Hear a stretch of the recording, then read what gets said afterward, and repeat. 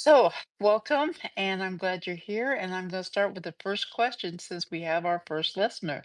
So, Tala, when did you first notice something was different with your health? That's a deep question. I Nothing was normal for me even when I was very young. So we've speculated. There's no way to pinpoint the big question of why. But my mother actually had rubella when she was right at the end of the first trimester with me, which is actually pretty dangerous. Inside of the first trimester, it can be quite damaging, and the reality is I'm lucky I'm not brain damaged. Although I'm sure there are some people who would debate that point. Right at that stage, I figured it out one time just out of curiosity. The immune system is developing. Go figure. So when I was growing up, we just assumed that I had a weak immune system. Medicine was very different in the late 60s, early 70s. And that was pretty much the doctor's opinion because I would catch every virus that was going around and then it would take me forever to recover. So that was in the picture. Mom was constantly taking care of me when I was sick. When I got into grade school, I couldn't really socialize the way you normally would. I couldn't stay as active as the other kids. If I tried to run, my ankles hurt like I had twisted them. So I actually had permission to sit a lot of things out. And the question in my mind when I was young was not, why doesn't this cause the other kids pain? Whether it was running or playing kickball or playing our version of handball at that age, it's a large rubber ball, but you hit it with the side of your fist. I wondered, why doesn't it bother them? I assumed that everyone's experience in their body was the same as mine. It wasn't until I was older that I figured out that's not everyone else's experience to have pain with these typical activities. So I have always had chronic pain and difficulties with nerves, connective tissues, all of that, my immune system from pretty much day one. It just took me longer to start figuring out that I needed to actively do something about it. So around age 15, breakdancing was the big thing, and I got into it, but I was having difficulty with my wrists. I know, we're like dating ourselves on this. So, yeah, I was a breakdancer, but I was having difficulty with my floor work because my wrists hurt and I noticed a knot. So I went to the doctor over that and I had ganglion cysts. So my connective tissues were definitely not normal. And he didn't have much of a solution. His thought was, it's not very big, so it doesn't hurt. I said, excuse me, I'm here because these hurt. So I took a modified approach and I wrapped my wrist with ace bandages, both of them, 24/7 for 2 years. And it eventually cleared up with rest and compression. But it took a lot of dedication. I now have a better understanding of why that happened. But I had to stop doing something that I loved, which was a particular style of dance that I was learning. Yeah, I couldn't break dance anymore. So I'm a dancer, always have been, but I had to give that one up. The floor work was too hard. So a lot of injuries along the way, a lot of difficulties with that. But at age 15, because of this incident, I realized my immune system's not normal. My joints are not normal, something is wrong, and the doctors don't have answers. So I started studying nutrition and natural medicine as a teenager because I wanted to find my own answers. So I have been into that for a very long time. This is decades of study to find natural solutions. That's basically where it all started. Okay. Wow. So, I was going to ask you what the earliest signs, but I'm going to assume that was, chronic pain in your life. My question is, how did people around you respond? Your friends, the school, sitting out at recess, and your parents and family? Ooh, that was rough. In that era, we didn't really hear the very popular terminology now, which was, I was bullied. We honestly didn't use the word very much. You might call a particular kid a bully, but you didn't hear about mass bullying situations. You didn't hear about these situations that you see now where one kid is basically ostracized and attacked by everyone and they have a complete breakdown over it. It was just, I was picked on. That was the wording that we used. And I would say it's because, yeah, I was different. Little children don't react well when they are told you need to do this activity, but this kid has an excuse from it. If I was allowed to sit on the bench because my mother went to bat for me and she was quite the, yeah, she was a force to be reckoned with. She did not allow teachers to bully me either.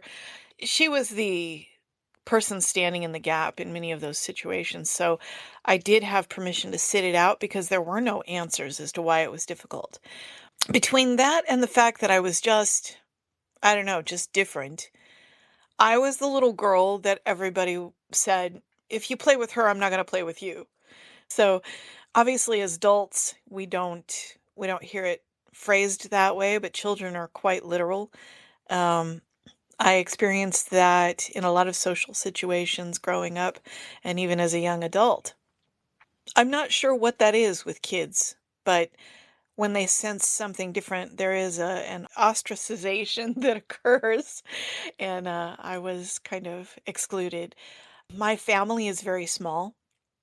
It's my mom and dad and my brother and I, and we didn't really have cousins and the extended family around that I hear so many people talk about. So we have a very close knit family culture as a result, and everybody knew I was the sick child. It was just accepted that we have to be extra careful. We have to wash our hands more. If somebody's sick, we isolate because we don't want everybody in the house to get sick, and we definitely don't want her to get sick. So that was just my, I hate to say normal, but my typical routine experience growing up. And I I caught a lot of, it wasn't just colds. I caught flu quite a bit. Like a lot of severe digestive disruption, to put it delicately, when I had these viruses, extremely high fevers. It was pretty ugly. So I didn't start off with a normal social experience, but my family was used to it. It wasn't until I got older and I started getting some diagnoses that my family looked at me sideways like, "Really? That?" You know, it took them a little while to accept that it was something more complex than just, oh, she gets sick a lot. Well, that brings me to my next question. How long did it take to get a diagnosis for the autoimmune disease or lupus? And and when you finally found out, I'm gonna have two questions in here. When you finally knew you had a name to it, how did that make you feel? Was there a difference, or was it something you already knew? That's a very good question. I I knew that something was very, very wrong, certainly by that age, because I wasn't getting answers until I'm looking at my wall at a certificate to get a feel for the date. Uh, 2010 was the first diagnosis that I got. So if somebody can figure out the math on that, I was born in 67. So we didn't have a clue that there was anything truly going haywire until at least my late 30s and then my early 40s. And someone alerted me in, of all things, an online game. Someone that I knew who had systemic lupus and fibromyalgia said, in our chats, your symptoms sound familiar. And she told me, you need to ask for a test called the ANA. It's an antibody test. And it's the first thing they run to see if something doesn't look right. And I was in denial initially. I said, that can't be me. I love being in the sun. You're telling me I wouldn't be able to be in the sun. I'm fine in the sun. Turns out I wasn't fine in the sun. When I thought that I was going out and working in the yard and straining my back, maybe that could be part of it, but it turns out that I was cooking myself because I am photosensitive and the UV does not agree with me. And I didn't know all of this. I finally got a fibromyalgia diagnosis in 2010. They tested me with how does she respond to steroids? Oh, that's interesting. So there's more than fibromyalgia because fibro doesn't respond to steroids. So then they tested my response to hydroxychloroquine, also known as Plaquenil, and they went, well, that's even more interesting because you are responding to that for sure. Between that and my tests with my inflammatory markers going up and up and up, they said, okay, full stop. This is autoimmune. So around the end of 2010, I believe in October, they said, yeah, this is definitely autoimmune. And they didn't want to put the name lupus on it right away. It actually took another year before a doctor said that, which I've got that in paperwork somewhere around here. But ever since then, it's been this back and forth argument of what to call it. Undifferentiated connective tissue disease, mixed connective tissue disease, lupus-like disease. I basically told my doctors, I don't care what you call it, just treat me because the treatment is the same. So we got that squared away at that point. But yeah, it was in my 40s before I really got an answer. That's a long haul to get to that point. I Tala, did miss a point there. You asked about my, yeah, how, I guess, how I responded to it. yeah, the most difficult part of accepting your diagnosis. I mean, Yeah. that's got to be tough. Yes. And within the community, what you'll hear quite often is um, you're going to go through or you need to go through a grieving process, grieving your former self.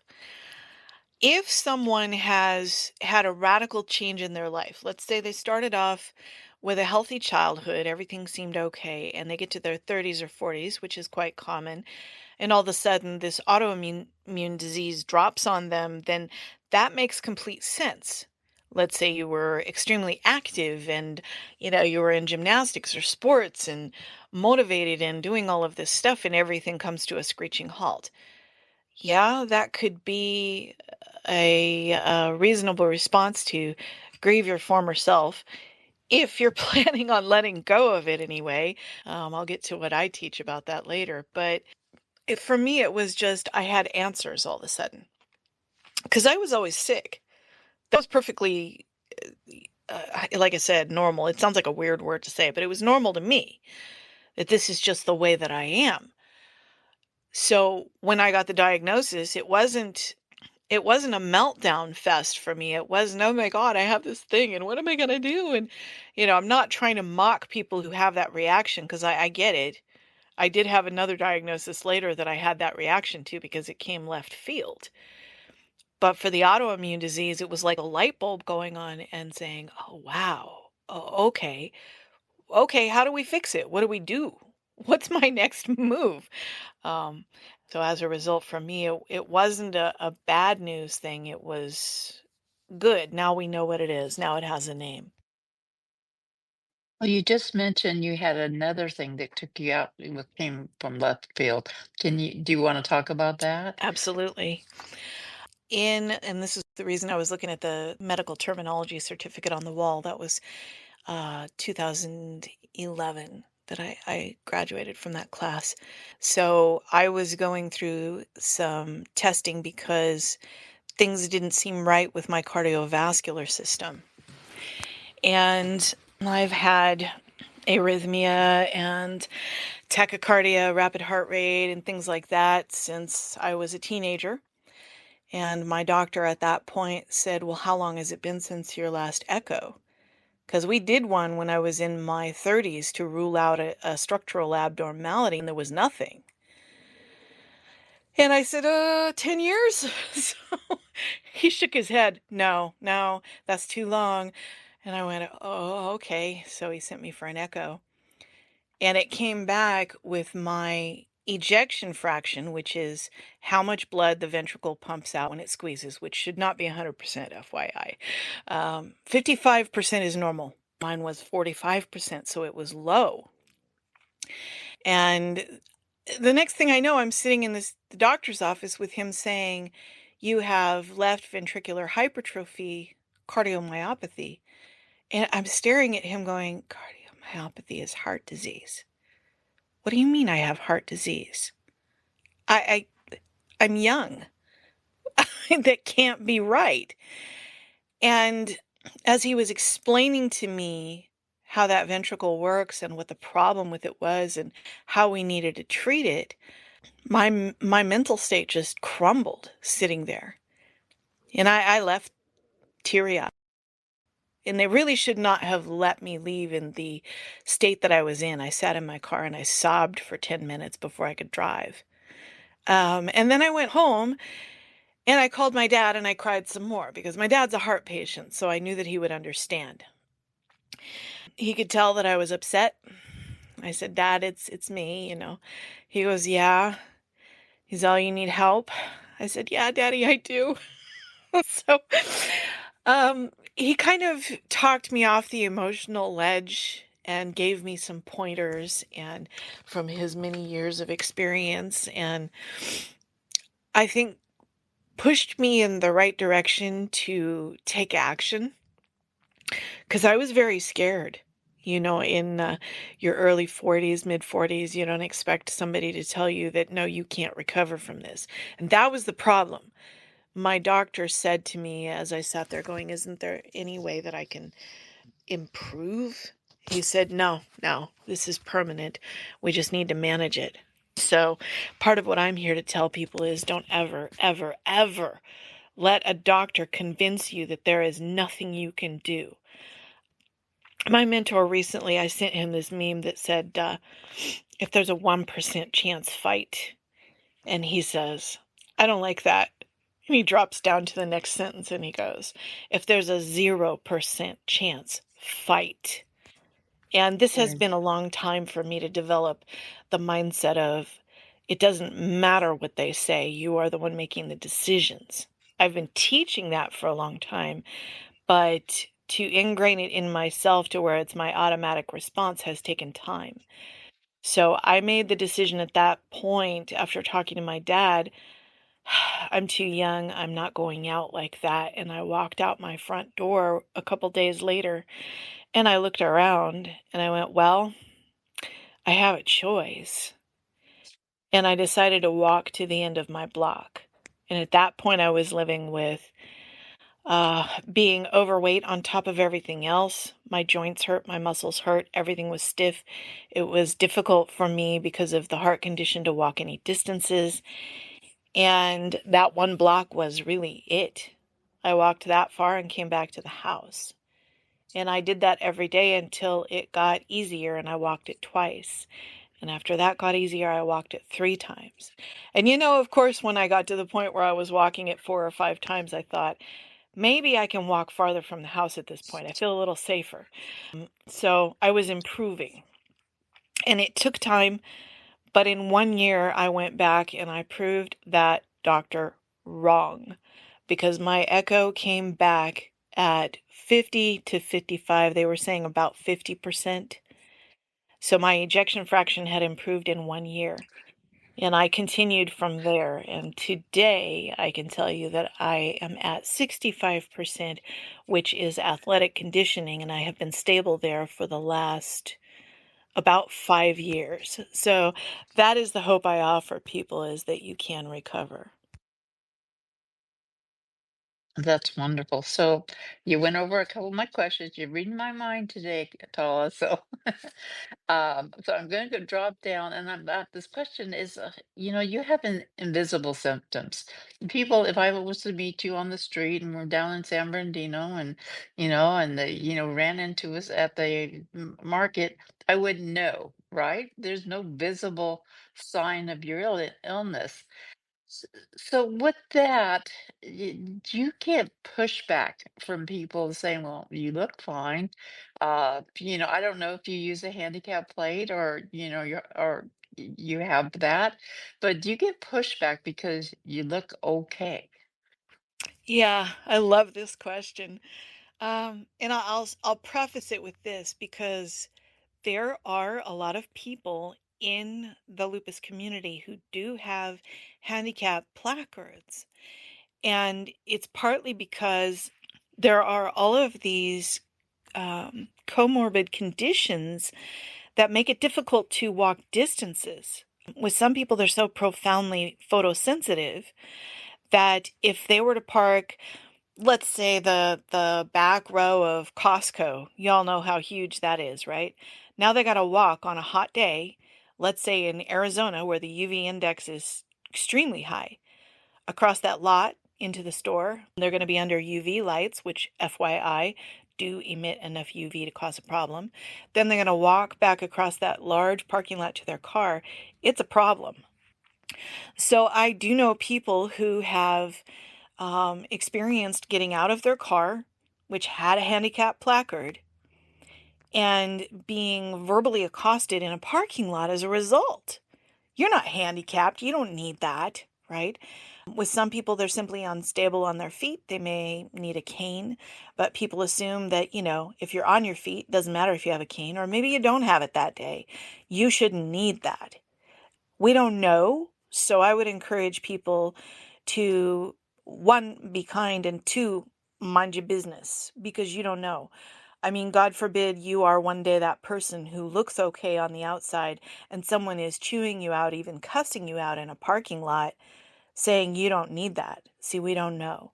So on the outside, yes, I look okay. In fact, I look so much better now than I did 10 years ago, 20 years ago. To look at me today, especially when you know that I am a hiker and I go do all of these outdoor things and I work out, that doesn't sound like someone who's catastrophically ill. But it is the silent things that are not seen on the inside. For example, the recent little bubble I had in my liver results on my test, which I am happy to say is normal now. But I had to go into fight mode to get it there. Not the This, first time. Yeah. uh, I want to take a deep breath before I ask you this question because I Yeah. know you have a lot of things to say about it. But Yeah. the question is, have you ever felt dismissed or misunderstood by the medical system? Oh, yes. Oh, yes. See, it's not just the public. Yeah. I mean, obviously, I look okay, and so people are gonna think, yeah, you're faking it, and you get all of the comments, grifter. Oh, yeah, I won't even go into depth in that, but um, the battle raging on the inside is also invisible to doctors until they look at the labs. And sometimes when they look at the labs, they don't know. Let's say you've got everything well managed and your labs come up looking good, and maybe you have a new doctor. They got to look at your old results. They got to talk to your rheumatologist. If you switch to a new rheumatologist, that's an even bigger struggle sometimes because then they want to put their own brand of diagnosis. Well, this can't be lupus because, it looks fine. Well, did you look at the results from 3 years ago? So I've had some who they completely dismissed the idea. They can no longer dismiss that I am an autoimmune patient because I've had too many markers come up positive and indicative, and so they can't pretend that it's not there. So I don't usually have a fight with them. But I've had some primaries who didn't really understand the depth of the difficulty. And part of that is something I talked with my primary about this morning. I said, you know what, I'm going to send you a list because we're exploring this other condition. And I said, there are 43 items on this list, and I don't normally give this to a doctor because they start shaking their head going, this can't be right. There's too many things. They start thinking, are you a hypochondriac? Because it's so much. But I said, you are a doctor that I trust, so I'm going to send you this list of all of these conditions because I want you to see the depth of what has been missed by every physician, every physical therapist I have ever had. So I trusted him with that, and he's going to be reviewing it and ordering some tests. But I have had physicians who were extremely dismissive. I think they are jaded by the system. They are jaded by a lot of patients who maybe don't have anything going wrong. That, there are people who fake it. They do exist. But I don't think are as many faking symptoms or making something up or seeking attention as what they believe. I think there's a lot of people who simply don't have the right direction or answers, and here we are. Yeah. But I'm very much blessed to have good doctors now. Just many questions just came to me, but I'm going to simplify it. So, your doctors are now listening, and it's good. But what about friends and family who just say, "Oh, it's just Tala," she's always something wrong with her, and they just haven't taken it seriously. Or maybe on the positive, maybe everybody your friends, your family has taken this very seriously. They are now. Um, Initially, this was, yeah, it wasn't easy. I remember a conversation I had with my mother when she was still working. I want to say she was in her early 70s. That should be about right because she had me when she was 27.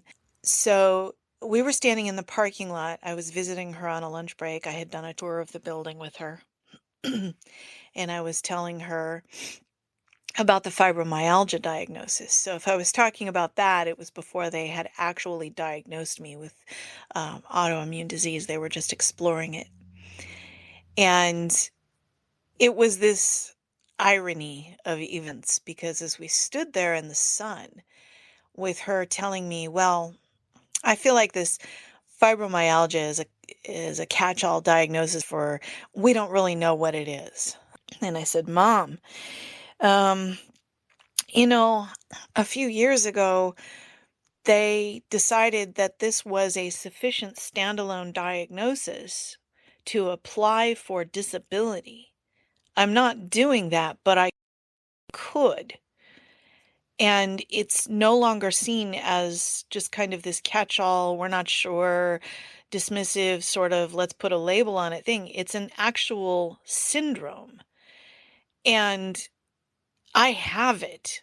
I think maybe she didn't want to accept that her baby had something diagnosably truly wrong. I think that was hard for her.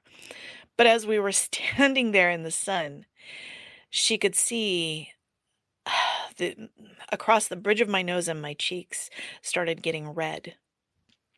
And she opened the hatchback on her car and suggested that we step into the shade. She saw it happening. It's called a malar rash, and it only happens with systemic lupus. Um, and this is one of my telltale signs.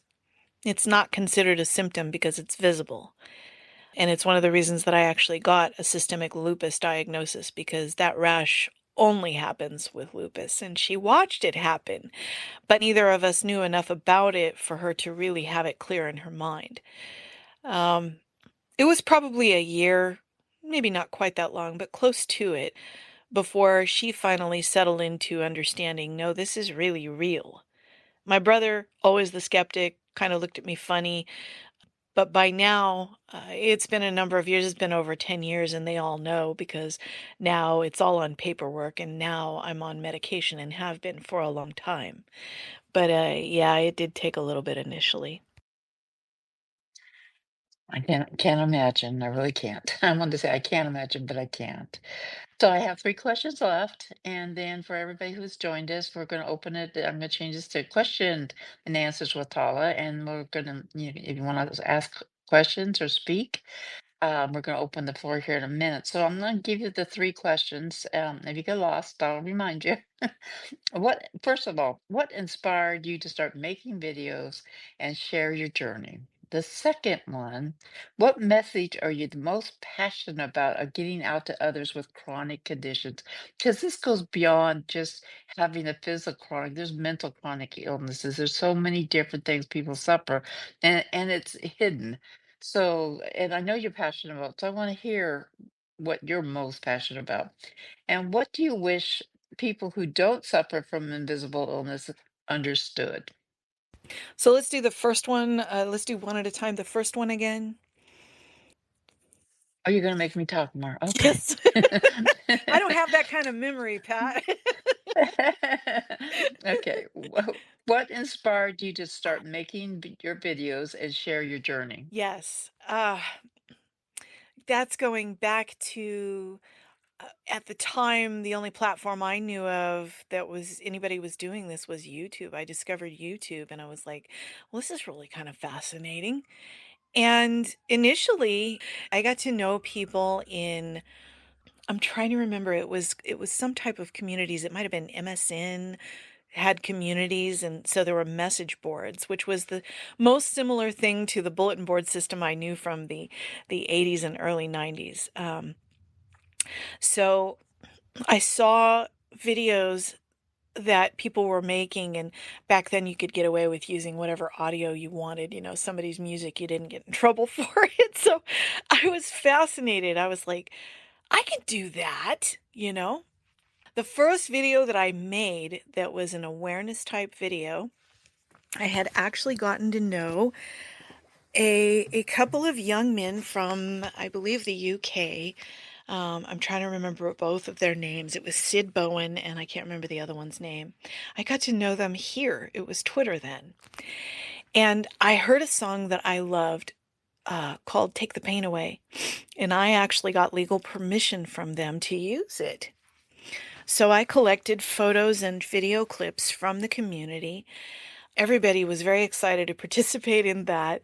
And when I look at it now, I was like, oh gosh, it was such an amateur work.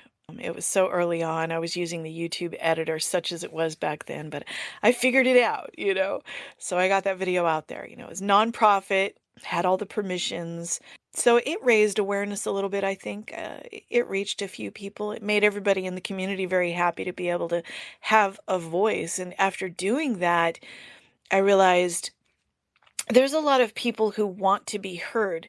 There's a lot of people who are in so much pain and feeling so isolated, and they're scared or maybe too overwhelmed by the rest of their life, or they have children. They just don't have the energy and the time to do this. And it's just me here. I don't have kids, and I feel really good about this. Like, I haven't had anything that made me feel useful in so long because at that point I hadn't been working in a while. And I kind of like this. I kind of want to do more of this. So I made a few. I made a few videos, and over the years it progressed. I stopped for a little while because then they started dinging people for the copyright stuff really hard, and I was like, well, I can't write music, so I'm not sure what to do, you know. And then I started making videos and just let's just forget about music because I don't that's too complicated. And you've seen some of the evolution. We now have so many different platforms, and some of them have music with the permissions to use it. And this is a completely different era. But that was where it started, was YouTube and just being a voice for other people in the community who just didn't really feel like they wanted to put their face out there other than saying, here, use my photo. So the next question is, what message, if it's one sentence and you wanted to get out to everyone about others with chronic conditions, what would be that headline message you would tell the people with chronic illnesses? It combines something from my favorite motivational speaker that I listen to and something that I have learned myself. You are one decision away from a completely different life, and there is hope, so never quit. Oh, I love that. I've already saw a photo, a painting I could do with that on there. So my last question, but then after my question, I want you to talk about what you're going to be doing. So I know you have some exciting news. So we'll finish up with this question, and then you tell us what you're going to do, and then I'll open the floor while you're telling us what you're going to do, and ask if people want to come up to stage and ask you questions. So, what do you wish people who don't suffer from invisible illness understood? Mm, wow. I hadn't really thought too much in depth about that because I mean that's not even a simple answer, but I'll do my best with it. Um the first thing I think that everyone should think about is it could be you. Because autoimmune disease is dependent on one factor first, and that is the predisposition. It's a genetic predisposition. and you do not know if you're carrying it. I'm not even sure if there is a test in 2025 that could determine that. Maybe with these new fancy full body scans and the genetic testing they're doing, maybe there's something that could be indicative, but there hasn't really been anything. And unless you decide you want to go digging, there's not going to be anything that will alert you. So it could be you. Knowing that there are two very important things. And the first is take care of the body you live in, because if something catastrophic hits, you need to be prepared. You look at my mentor, Kyle. He had that stroke 3 years ago. It took a year to get the surgery for repairing the PFO closure, getting that done. Um, so yeah, it's been a while. His physical level of fitness is the only reason that he had such a fighting chance and went home from the hospital in a week. Like, who does that? 1% chance of survival with what happened to him. Clot busting drug, he got lucky in some ways, but he went home in a week. I watched it. And prior to me even meeting him, he had catastrophic back injuries, and two of them. And, he's had his spine cut open multiple times to repair issues. He's had foot drop. He had an arm that just dropped one day. So he had surgery on his neck.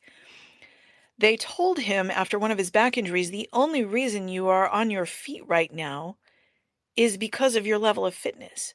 So when I met him, I saw him go through that and I said, I want what you've got, because every time something happens to me, it's like starting at square one. I want to recover like what I just saw you do. So I want other people to see that in me, and it's what's given me the desire to fight. So you must prepare while you are able before something like this hits. You need the mindset of never quit. You need the physical fitness level that allows your body to bounce back better. And then, as it relates to the people around you who may be very, very ill that you don't see, we hear it all the time. Be kind because you don't know what other people are going through. Now, I am not the friendliest person. I will tell you that I am not a nice person. I'm a good person. I've joked about my personality being like hugging a cactus, but it is the trust issues and the distance that I create because I have been through a lot. I've been burned a lot, but you guys obviously have gotten to know me. You know that I care. Okay. So once you get to know me, you realize that I do have an absolute heart for the work that I do. It's very important to me. But some people are still in that mode of the defense is up. They are in pain 24/7. They are scared. They have been told that their life will be shortened, and they hold up the exterior. So while there are people who fake being ill, there are many of us who fake being well because we want to fit in. So when you look at someone, remember that you may not see the war that is being waged on the inside. Wow, that is so inspiring. So I'm going to end it here, and I like you to talk about where people can find you and what you have for new projects that are on the horizon for you. And anything you want to post in the purple little bubble there, where people can see you on Instagram or, I don't know if you do TikTok, but any of the social media sites. I'd appreciate that. And Tala, thank you so much. I appreciate it because, as you know, and I've explained to you, my daughter-in-law has lupus, and when I first met her, it was something I didn't even had heard about or understand. So with this video, not only I appreciate you doing this video, I'm going to be sharing with people off the platform, with other people so they too who are suffering with this might understand what it's like to live with the condition. So thank you, and thank you for everybody that's come, and I'm going to start taking requests. And Ryan, hopefully you're done eating, or you can help a little bit. If not, that's fine too, I got it. So Before we go any further, I also want to say thank you, Pat, because we have become good friends over the last year and a half. And I think maybe if it weren't for Nick, we might not have even met. And you guys may not know this about either me or Pat, but both of us are guarded individuals. And it actually took me a while to get to know her. I was kind of sizing her up and trying to figure her out. And because she's as guarded as I am, I thought, I don't know if this is someone I can really get to know. I'm not sure what this is about, but we've become good friends and we've learned a lot about each other. And to do an interview with you is just, I mean, this really is heartwarming, and I'm glad that you offered to do this. Thank you so much. oh yeah, this is wonderful. And it's a benefit for all. There's people that do suffer, with different things in life that they don't talk about. And I'm from that generation where we just live it and don't talk about it. So there's more people like me and others out there that needs community, needs people to help them, and needs to understand that they're not alone, because we're not on this planet just to be a solo rider. We're here because of others in the community, and that's really important. So thank you.